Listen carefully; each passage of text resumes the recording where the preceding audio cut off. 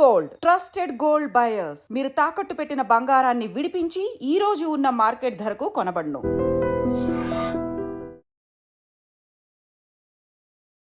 So ప్రేక్షకులకి మీ రామచంద్రమూర్తి నమస్కారాలు. ఈ మార్కెట్లో ఇప్పుడు లాస్ట్ ఫిబ్రవరి నుంచి మనం చూస్తున్నాం మార్కెట్స్ విపరీతమైన డౌన్ అయ్యాయని చాలా కంగారు పడ్డాం. ఇప్పుడు మార్చిలో కొంత రిలీఫ్ ర్యాలీ వచ్చింది. అలాగే ఇప్పుడు ఏప్రిల్ 1 నుంచి ఏప్రిల్ 2 నుంచి టారిఫ్ రెసిప్రోకల్ టారిఫ్స్ భయాలు పట్టుకున్నాయి. సో ఇప్పుడు అసలు స్టాక్ మార్కెట్స్లో మేజర్గా నిఫ్టీ ఎలా ఉండబోతుంది, ఇప్పుడు నెక్స్ట్ ఏప్రిల్ 1 నుంచి ఇలా ఏప్రిల్ 10 వరకు ఎలా ఉంటుంది అనేది మనం చూసుకుంటే ఈ ఎపిసోడ్లో ఈ వీడియోలో మీకు అప్డేట్ చేస్తున్నాం. సో యాక్చువల్గా ఆల్రెడీ నిన్నటి ఎఫెక్ట్ ఏంటంటే మార్కెట్స్ యుఎస్ మార్కెట్స్ దాదాపు 5% దాకా ఫాల్ అయినాయి. అలాగే ఈ డౌ జోన్స్ వచ్చి దాదాపు 1000 పాయింట్లు పడింది. సో నాస్డాక్ వచ్చి 2% తగ్గింది. అలాగే S&P వచ్చి 1.9% తగ్గింది. దాని ఎఫెక్ట్ మూలంగా ఏషియన్ మార్కెట్స్లో సింగపూర్ ఏషియన్ మార్కెట్స్ నిక్కీ వచ్చి 4% ఫాల్ అయింది. సో ఇలా అన్ని కంట్రీస్ యొక్క ఇండెక్సెస్ ఫాలో అవుతున్నాయి. అలాగే ఇండియన్ కూడా నిఫ్టీ కూడా ఫాల్ అయ్యే అవకాశాలు కనబడుతున్నాయి. 2-3% మినిమం ఫాల్ అవుతున్నాయి. సో ఎక్కడి దాకా రావచ్చు అంటే మళ్ళీ 23,000 వస్తుందా? అంతకుముందు లో లెవెల్ వచ్చి మనం 4/3/2025 నాడు 22,170 దగ్గర మేజర్గా సపోర్ట్ తీసుకుంటే 22,000 దగ్గర, అక్కడి నుంచి మళ్ళీ ర్యాలీ వచ్చి 23,800 దాదాపు 1 వీక్ 10 డేస్లో మంచి ర్యాలీ వచ్చింది. మళ్ళీ ఇక్కడ 23,800 దగ్గర మేజర్గా రెసిస్టెన్స్ తీసుకుంది. ఇప్పుడు 23,100 200 దగ్గర మేజర్ సపోర్ట్ ఎక్స్పెక్ట్ చేస్తున్నాం.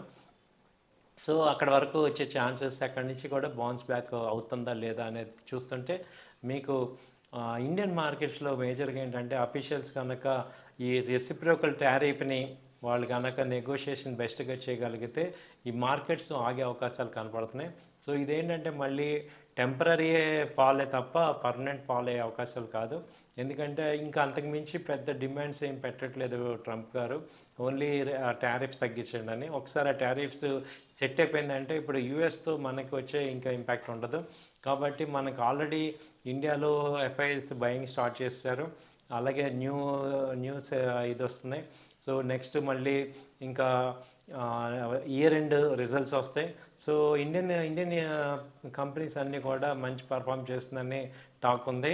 కాబట్టి ఏంటంటే సెలెక్టివ్గా మంచి స్టాక్స్లో తగ్గినప్పుడు మనం బై అండ్ డిప్స్ లాగా అయ్యే అవకాశాలు కనపడుతున్నాయి.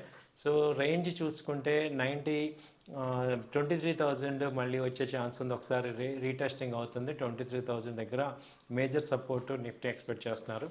అలాగే బ్యాంక్ నిఫ్టీ తీసుకుంటే ఇది బ్యాంక్ నిఫ్టీ వచ్చి 52,000 దగ్గర మేజర్గా రెసిస్టెన్స్ తీసుకుంది. మళ్ళీ అది 50,000 వరకు వచ్చే అవకాశాలు కనపడుతున్నాయి.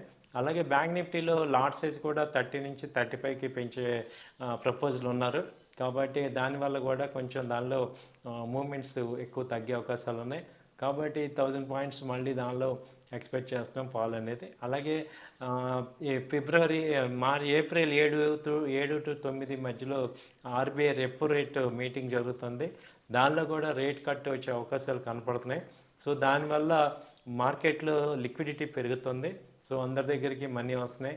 అలాగే ట్యాక్స్ రిబేట్ కూడా కొంత బెనిఫిట్ అవుతుంది. ఇవన్నీ కూడా కొత్త సంవత్సరం ఫైనాన్షియల్ ఇయర్లో వచ్చే అవకాశాలు ఉన్నాయి. కాబట్టి ఇండియన్ మార్కెట్స్ ఇంకా భయపడాల్సిన అవసరం లేదు అనేది అర్థమవుతుంది. So by and dips strategy అనేది బెస్ట్.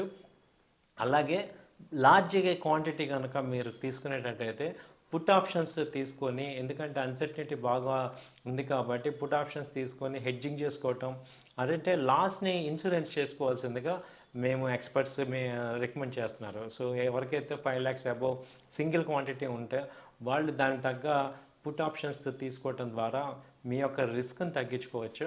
సో క్యాపిటల్ని ప్రొటెక్ట్ చేసుకోవచ్చు. సో అలా మనము ఈ యొక్క మార్కెట్ని అన్సర్టనిటీని మనం తట్టుకొని మార్కెట్ యొక్క పొటెన్షియాలిటీని క్యాప్ చేసుకోవచ్చు. అలాగే చాలామంది monthly option strategies, bank Nifty కనుక ఆప్షన్ స్ట్రాటజీస్ ఎలా ఉన్నాయి, అలాగే నిఫ్టీ ఆప్షన్ స్ట్రాటజీస్ ఎలా చేసుకోవచ్చు అంటే ఎక్కువ బెస్ట్ ఆప్షన్ బటర్ఫ్లై కానీ ఆప్షన్ రైటింగ్ కానీ చేస్తామన్న వాళ్ళకి స్ప్రెడ్, బేర్ కాల్ స్ప్రెడ్ కానీ బుల్ కాల్ స్ప్రెడ్ దాదాపు ఫార్ కాంట్రాక్ట్స్ సెల్లింగ్ చేయటం ద్వారా రైటింగ్ చేయటం ద్వారా ఎక్కువ బెనిఫిట్ పొందొచ్చు. అలాగే ఆప్షన్స్ బయింగ్ అనేది ఎక్కువ సజెస్టబుల్ కాదు. బాగా ఫ్లక్చుయేషన్స్ ఉన్నప్పుడు మీరు సజెస్ట్ చేస్తున్నాం, కానీ ఎక్కువగా ఆప్షన్స్ కొంచెం మనీ పెట్టుకొని సెల్లింగ్ సైడ్ కొంచెం ప్రిఫరబుల్ అవుతుంది.